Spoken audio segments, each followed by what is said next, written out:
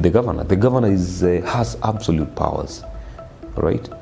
You know, CECs, county executive, committee members don't really influence a lot. They don't really influence a lot. You know, the constitution, which I think also is a mishap, because the constitution does not really give them, absolute powers. They're given delegated powers. The only CEC who is anchored in law is the CEC for finance. There are no resources that are allocated for youth in county governments. There are no resources that are completely nothing. It's just a name that is a ministry for what? For youth. I was the youngest aspirant at that particular time, because I ran for member of parliament at the age of 24.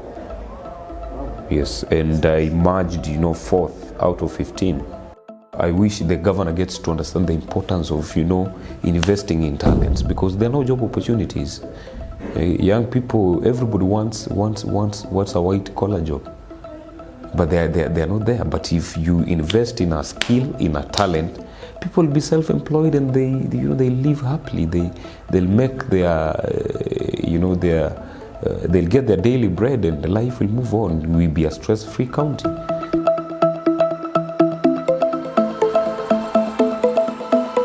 Welcome to C45 TV. My name is Abel Mukwa, and this is another political conversation that we are having right from each generation. These are the offices of the former Kisii County Minister, commonly known as Echate. Welcome, brother, to this show. Karibu sana, my brother. Who is Echate? Echate is a young, ambitious man. Okay. Born and raised in a village. Came to town to hustle. Yeah. And of course, a parent, a father. To one girl at this moment, and a husband to one. Yes. You said you are Echate. That is how people know you. Your real name? Echate is my real name. It's your real name? Yes. Echate. My name is Duke Mainga Undiba Echate. Okay. It's my official name. When did you realize that you can be a leader? At the age of around 11. Okay. When I was 11, I used to help, solve quite a number of conflicts at home. And my grandfather really liked me. So I remember when my aunties came home due to conflict from their families. I used to come in, and my grandfather could use me to tell them to go back to their husbands.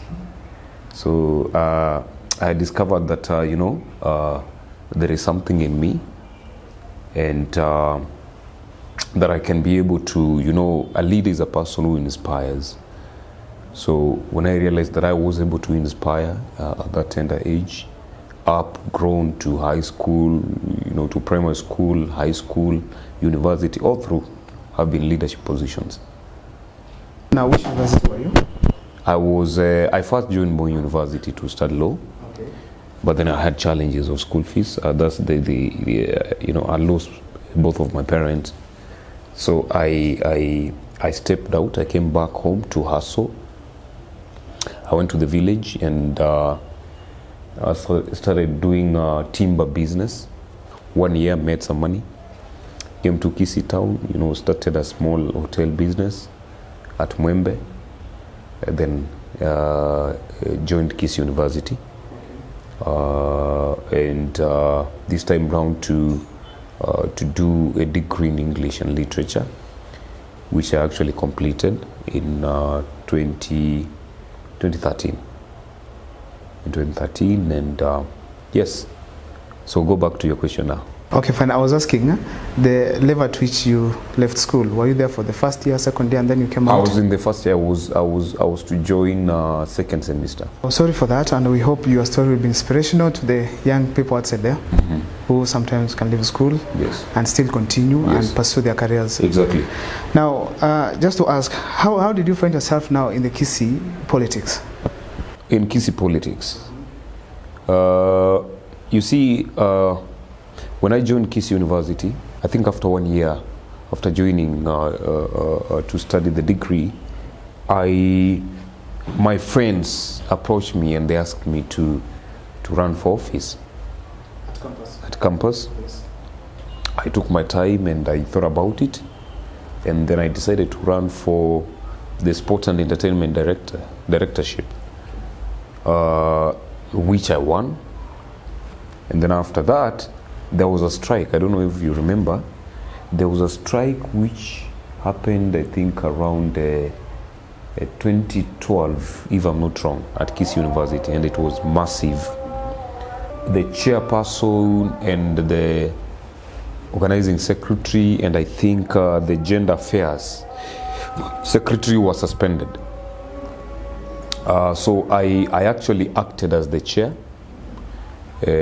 while still holding the position of the sports and entertainment director. I could sit in Senate meetings.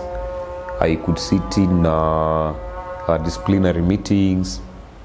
And so in the process now, I was gaining experience. And then there's a time came that we formed the Kisii University Students Association.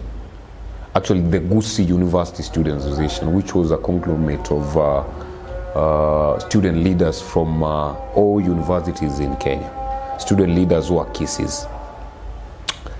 I was elected to be the Secretary General. And then, now this now gave me a platform to speak on behalf of university students. I remember we could, meet the governor. One of the events that now exposed me to the world is during the Garissa University student massacre that happened in Garissa, and we had Kisiis who were involved. So we were trying to bargain for parents and relatives of the deceased students. So I was given an opportunity to speak at Gusii Stadium, a meeting that was attended by His Excellency the former governor, James Ongwae, and by then the Senator Chris Obure, and many Gusii leaders from this region. So I was given an opportunity to speak there, and it was massive. The reception was extremely massive. So I said, wow, come on. So I am gaining traction.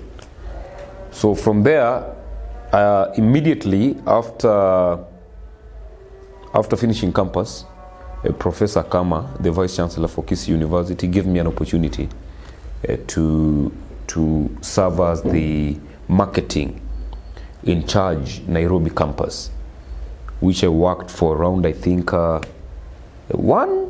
year and a few months before I developed interest to run for Member of Parliament for Bomachoge Brabu constituency back in 2017. Yeah, so that's been my short story in leadership, and here we are. Nice. Yes. An interesting journey. Thank you. Now, just one question about your leadership in campus. What can the Kisii University students remember you for?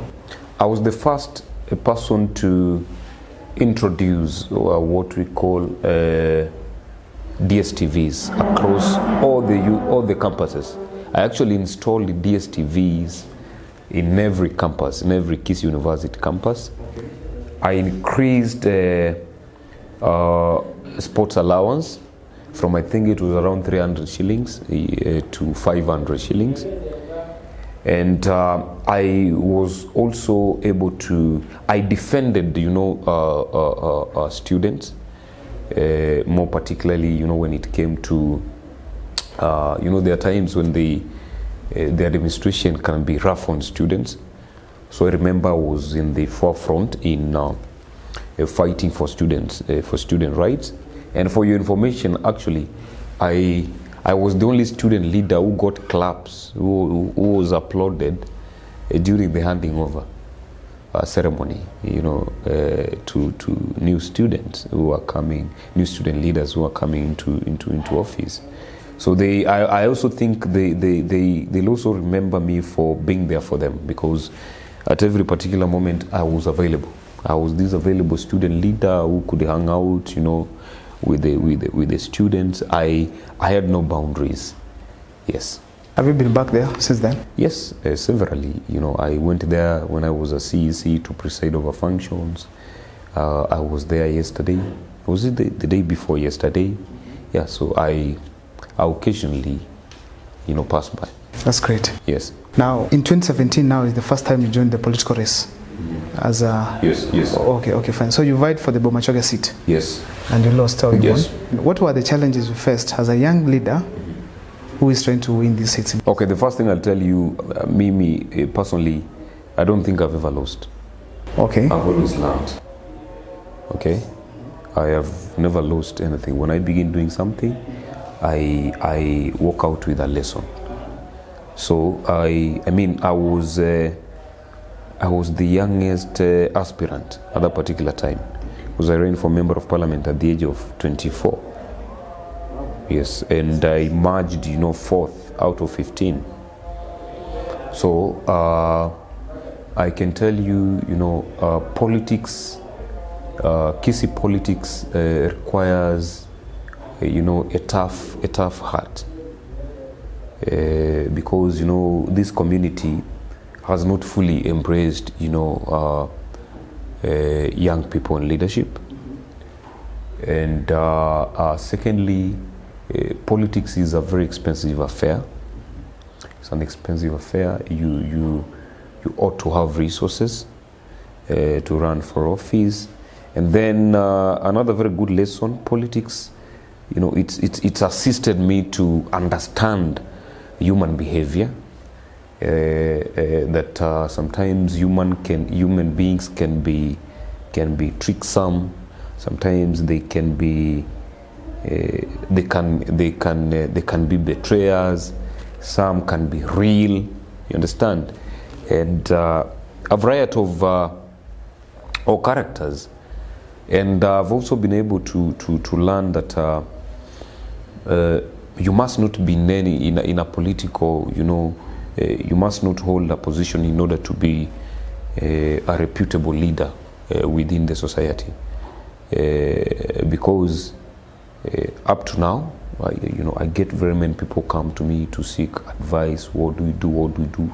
There are some of those people, who don't even imagine that I don't hold a political position, that I'm not in the office, that I'm not a member of parliament. A leader is always one. Yes. So, for me, as I can tell you, I've learned a lot.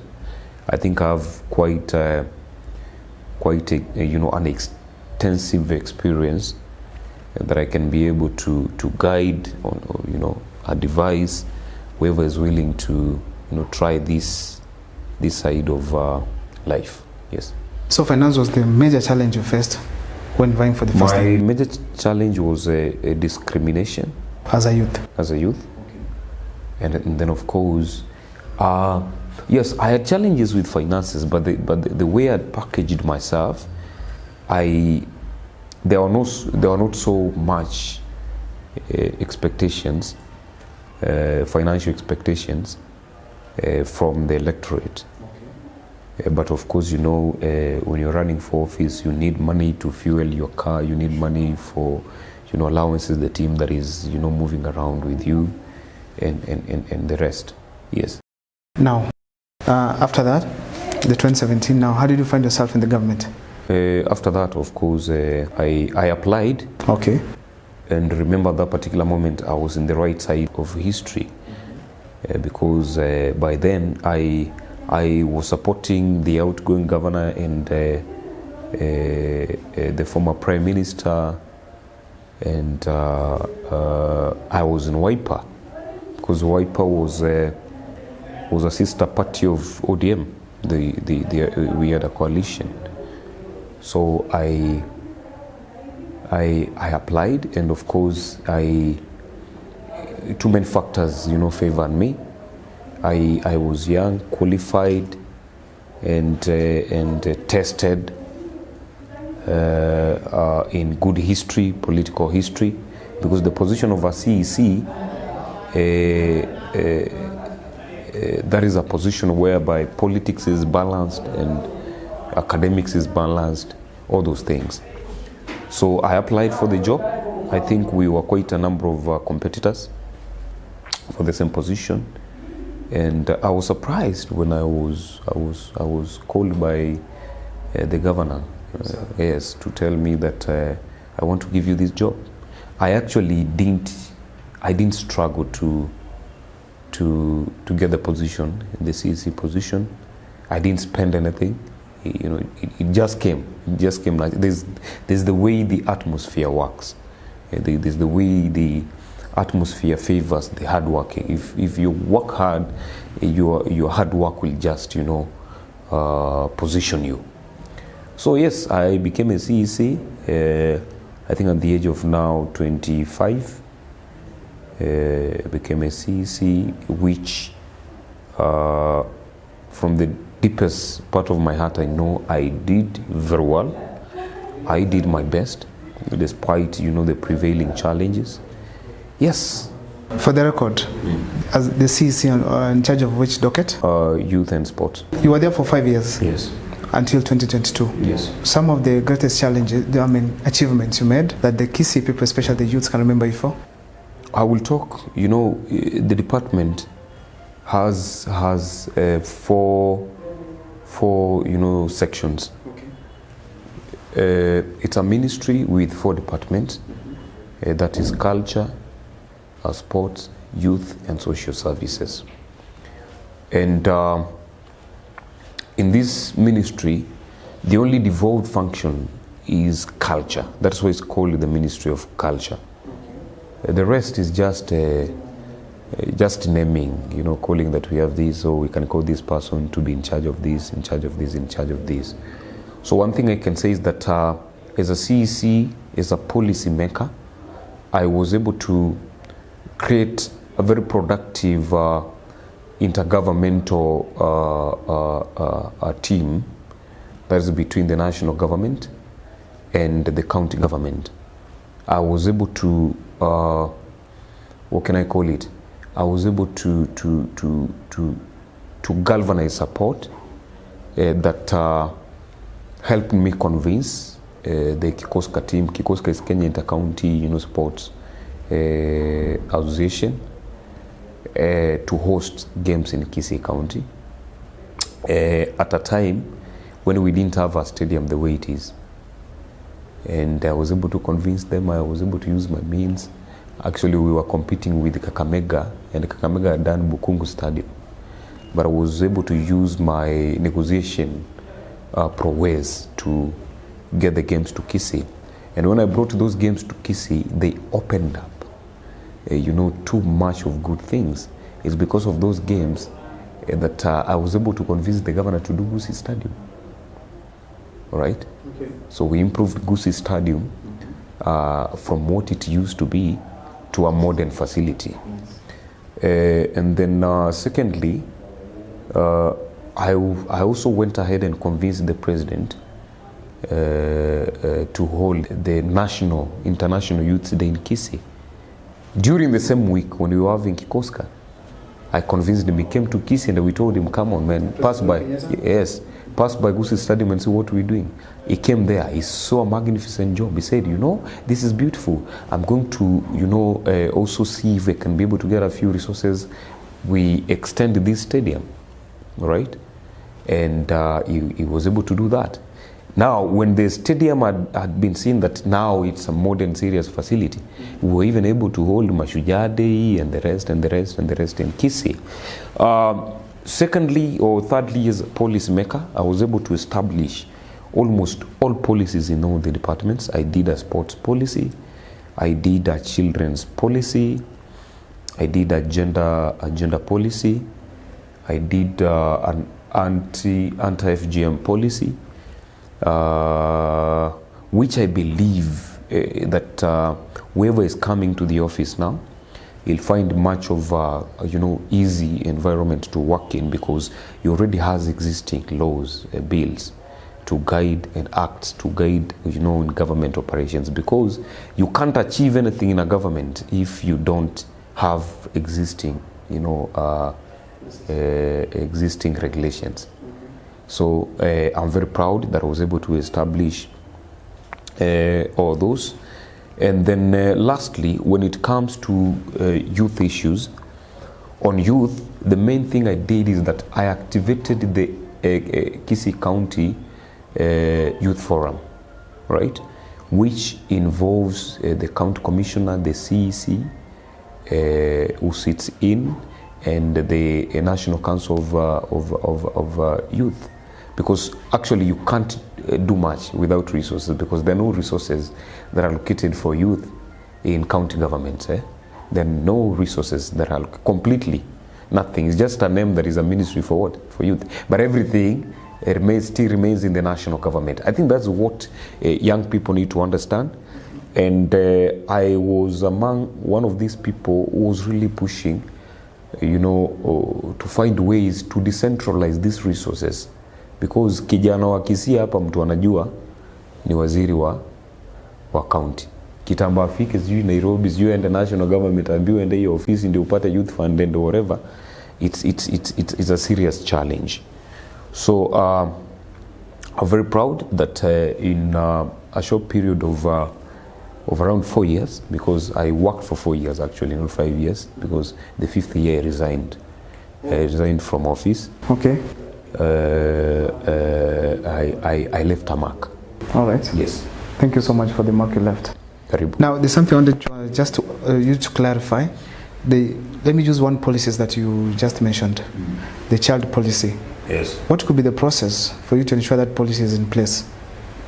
The process, involves bringing together stakeholders who are dealing with issues to do with children. Within the county? Both the national government, yes, within the county, the national government, the county government. We have community-based organizations. We have NGOs that are dealing with issues to do with children. So you must bring them together.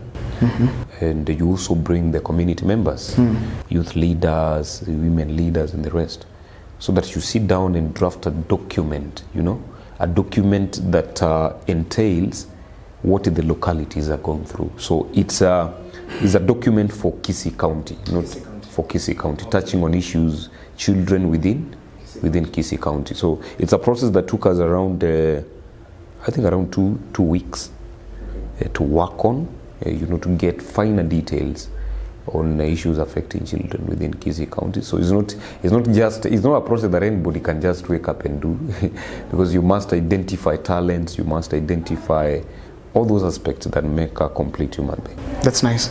Yes. Now, are there some tasks that you had in place you wanted to accomplish before your time, but because of the 4 years that was limited, you could not accomplish? Yes, I had quite a number. I really wanted us to establish, a talent academy for our musicians, our footballers, or whatever. An academy that has all the equipment, but the challenge was resources. Actually, I'll tell you that my ministry was the most underfunded. Because in many governments, people tend to think that roads, infrastructure is the most important thing, but they forget a very important aspect of social protection and social life, the well-being of a human being. So that is the main challenge that we had, because I remember when we did Gusii Stadium, we almost spent everything that was in the budget. Okay. Completely. So for I think 2 to 3 years we were paying pending bills. You understand? So again, this one draws down to the man at the top. If you get a person who has youth interests as the governor, because the county government is simply the governor. The governor has absolute powers, right? CECs, county executive, committee members, don't really influence a lot. They don't really influence a lot. The constitution, which I think also is a mishap, because the constitution does not really give them, absolute powers. They're given delegated powers. The only CEC who is anchored in law is the CEC for finance, all right?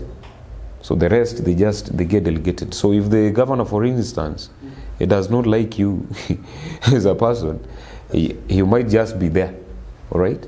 But there are expectations, from the people, or you might get that the governor of the day loves sports. So if he loves sports, he will want to have more money allocated to sports sector. So health, social protection, the rest will be affected greatly. So we had the